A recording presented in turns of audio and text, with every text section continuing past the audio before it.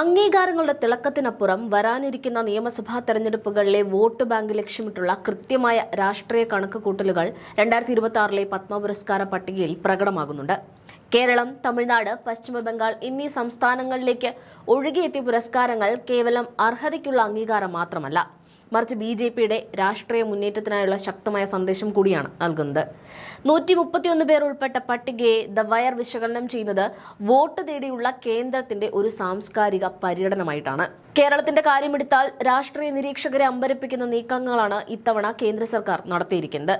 രാജ്യത്തെ രണ്ടാമത്തെ ഉയർന്ന ബഹുമതിയായ പത്മവിഭൂഷൺ 5 പേർക്ക് നൽകിയതിൽ 3 പേരും മലയാളികളാണെന്നത് ചരിത്രപരമായ നേട്ടമായി വിലയിരുത്തപ്പെടുമ്പോഴും അതിലെ രാഷ്ട്രീയ പ്രാധാന്യം തള്ളിക്കളയാനാവില്ല.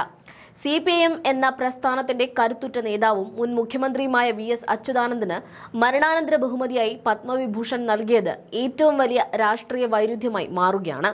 ഇടതുപക്ഷ കോട്ടകളിൽ വിള്ളൽ വീഴ്ത്താനും VSനെ പോലെ ഒരു ജനകീയ നേതാവിനെ ആദരിക്കുന്നതിലൂടെ ഒരു വലിയ വിഭാഗം ഇടതുപക്ഷ അനുഭാവ വോട്ടർമാരുടെ മനം മാറ്റാനും സാധിക്കുമെന്ന കണക്കുകൂട്ടലാണ് BJP ഇത്തരമൊരു നീക്കം നടത്തിയതെന്ന് കരുതപ്പെടുന്നു. കേന്ദ്ര സർക്കാർ VSനെ അംഗീകരിക്കുമ്പോൾ നിലവിലെ സംസ്ഥാന സർക്കാർ അദ്ദേഹത്തെ വേണ്ട വിധം പരിഗണിച്ചില്ല എന്ന തരത്തിലുള്ള ചർച്ചകൾക്ക് ഇത് വഴിമരുന്നിടുന്നുണ്ട്. VSനോടൊപ്പം തന്നെ പത്മവിഭൂഷൺ പട്ടികയിൽ ഇടം പിടിച്ച P. നാരായണൻ എന്ന പേരും ശ്രദ്ധേയമാണ്. RSS നേതാവും ദാർശനികനുമായ അദ്ദേഹത്തെ ആദരിക്കുന്നത് വഴി BJP അതിന്റെ അടിസ്ഥാന വോട്ട് ബാങ്കിനെ ചേർത്ത് പിടിക്കുന്നുമുണ്ട്. ജസ്റ്റിസ് KT തോമസിനെ പോലുള്ള സാംസ്കാരിക ലോകത്തിന് പ്രിയപ്പെട്ട വ്യക്തികളെ പത്മവിഭൂഷൺ പട്ടികയിൽ ഉൾപ്പെടുത്തിയത് സർക്കാരിന് ഒരു നിഷ്പക്ഷ പരിവേഷം നൽകാൻ സഹായിക്കുന്നുണ്ട്. പത്മഭൂഷൺ പട്ടികയിലേക്ക് വരുമ്പോൾ മലയാളികളുടെ മെഗാസ്റ്റാർ മമ്മൂട്ടിയുടെ പേര് വരുന്നത് സിനിമ എന്ന മാധ്യമത്തിന്റെ സ്വാധീനം ഉപയോഗിക്കാനാണ്.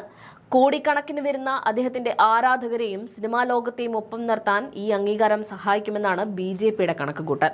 എന്നാൽ ഇതിലും ഗൗരവകരമായ മറ്റൊരു രാഷ്ട്രീയ നീക്കം SNDP യോഗം ജനറൽ സെക്രട്ടറി വെള്ളാപ്പള്ളി നടേശൻ നൽകിയ പത്മഭൂഷണാണ്.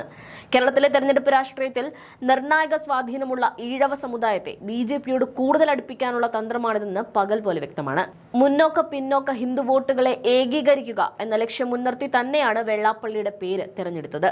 ഇനി കേരളത്തിന് പുറത്തേക്ക് നോക്കിയാൽ തമിഴ്നാടിന് ലഭിച്ച 13 പുരസ്കാരങ്ങളും ബംഗാളിന് ലഭിച്ച 11 പുരസ്കാരങ്ങളും വരാനിരിക്കുന്ന തെരഞ്ഞെടുപ്പ് ഗോതയിലെ കരുനീക്കങ്ങളാണ്. തമിഴ്നാട്ടിൽ ദ്രാവിഡ രാഷ്ട്രീയത്തിന് ബദലായി സാംസ്കാരിക തനിമ ഉയർത്തിക്കാട്ടാനാണ് BJP ശ്രമിക്കുന്നത്. വിവിധ സാംസ്കാരിക നായകരെയും പാരമ്പര്യ കലാകാരന്മാരെയും പത്മ പട്ടികയിൽ ഉൾപ്പെടുത്തിയത് വഴി തമിഴ് വികാരം BJPക്കൊപ്പം നിർത്താനാണ് നീക്കം. പശ്ചിമ ബംഗാളിലും സ്ഥിതി വ്യത്യസ്തമല്ല. മമതാ ബാനർജിയുടെ തൃണമൂൽ കോൺഗ്രസിനെ പ്രതിരോധിക്കാൻ ബംഗാളിന്റെ തനതായ ബൗൾ സംഗീതവും പാരമ്പര്യ കലകളും കൈകാര്യം ചെയ്യുന്നവരെയും സാമൂഹിക പ്രവർത്തകരെയും ഇത്തവണ കേന്ദ്രം ചേർത്ത് പിടിച്ചിട്ടുണ്ട്. കഴിഞ്ഞ വർഷത്തെ അപേക്ഷിച്ച് ഈ സംസ്ഥാനങ്ങളിലെ പുരസ്കാരങ്ങളുടെ എണ്ണത്തിലുണ്ടായ വർധനവ് ഇതിന്റെ ഉദാഹരണമാണ്. മറ്റൊരു പ്രധാനമായ പേര് ജാർഖണ്ഡ് മുൻ മുഖ്യമന്ത്രി ഷിബു സോറന്റേതാണ്. JMM നേതാവായ സോറന് പത്മവിഭൂഷൺ നൽകിയത് വഴി ആദിവാസി വോട്ടുകൾ കേന്ദ്രീകരിച്ചുള്ള രാഷ്ട്രീയ നീക്കമാണ് വ്യക്തമാകുന്നത്. രാഷ്ട്രീയ വൈരത്തിനപ്പുറം മുതിർന്ന നേതാക്കളെ ആദരിക്കുന്നു എന്ന സന്ദേശം നൽകുന്നതിലൂടെ പ്രതിപക്ഷ നിരയിലെ ഐക്യം തകർക്കാനും ഒരു പരിധിവരെ സാധിക്കുമെന്ന് കേന്ദ്രം കരുതുന്നു. ചുരുക്കത്തിൽ കല, സാഹിത്യം, മതം, രാഷ്ട്രീയം എന്നിങ്ങനെ എല്ലാ മേഖലകളെയും സ്പർശിച്ചുകൊണ്ടാണ് ഇത്തവണത്തെ പത്മ പുരസ്കാര പട്ടിക പുറത്തു വന്നിരിക്കുന്നത്. ഓരോ പുരസ്കാര ജേതാവിനെയും തിരഞ്ഞെടുക്കുന്നതിൽ രാഷ്ട്രീയമായ കൃത്യതയും ദീർഘവീക്ഷണവും പ്രകടമാണ്. വരാനിരിക്കുന്ന നിയമസഭാ തെരഞ്ഞെടുപ്പുകളിൽ ഈ സംസ്ഥാനങ്ങളിലെല്ലാം കാലുറപ്പിക്കാൻ സാംസ്കാരികവും വൈകാരികവുമായ ഈ നീക്കങ്ങൾ BJPയെ സഹായിക്കുമോ എന്നത് വരും മാസങ്ങളിൽ അറിയാൻ സാധിക്കും. പ്രതിപക്ഷ പാർട്ടികൾ ഈ പുരസ്കാരങ്ങളെ സ്വാഗതം ചെയ്യുന്നുണ്ടെങ്കിലും ഇതിനു പിന്നിലെ രാഷ്ട്രീയ അജണ്ടകളെ ആശങ്കയോടെയാണ് അവർ കാണുന്നത്.